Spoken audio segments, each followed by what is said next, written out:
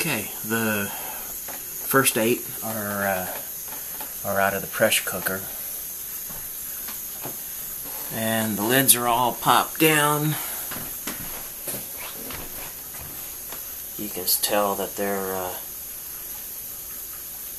they're still boiling in the jars, so they still got some temperature going on them. But they're all sealed, and I didn't have any jars breaking on me, so that's a good sign. Got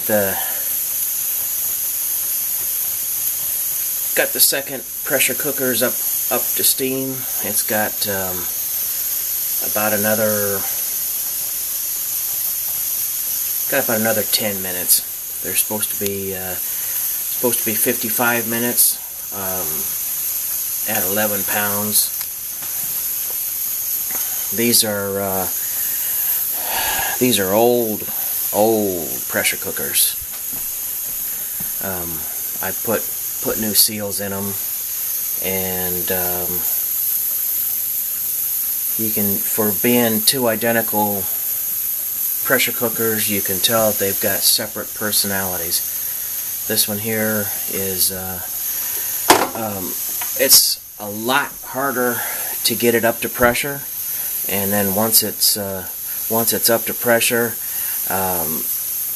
man, it doesn't want to let go of pressure. It goes way up into the 15-17 pound range. So you back the heat all the way down to just barely simmering, and then it'll come back down to 15 pounds. The weight over here has got, these weights have got they've got a plunger that goes down into the opening, and you open up the screw valve, and it'll vent steam out these holes here. This one here is it's constantly venting, but it still holds pressure. Right now I've got it to about 12 pounds. Ideal is 11 pounds, but 12 isn't so bad, I guess. I just get a little nervous when it gets up there around 17 or 20. So about another 10 more minutes or so, and this one will be done.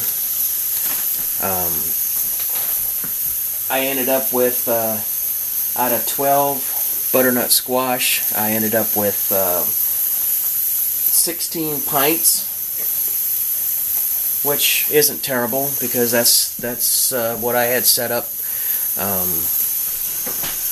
to use right away anyway. So I really expected to have more, but I'm glad that that the jars are working out. I'm setting up now for peppers. Those won't need to be pressure cooked. So as soon as this is done, I'll clear the stove off and set up for the pickling solution. But yeah, it's worked out pretty good.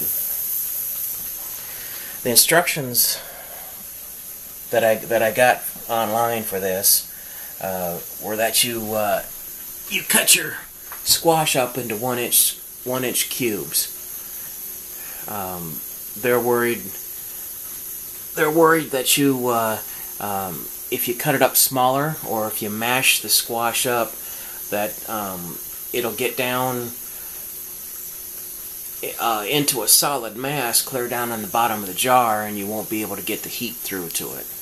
So they say 1-inch cubes. By the time you get the jar full and tamp it down a little bit with the handle of your wooden spoon,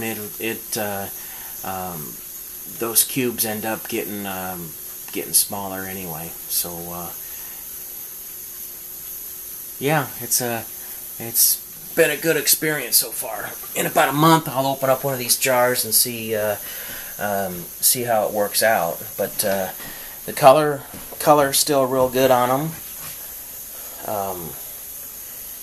and there's a really good odor in the house for where the squash was cooking.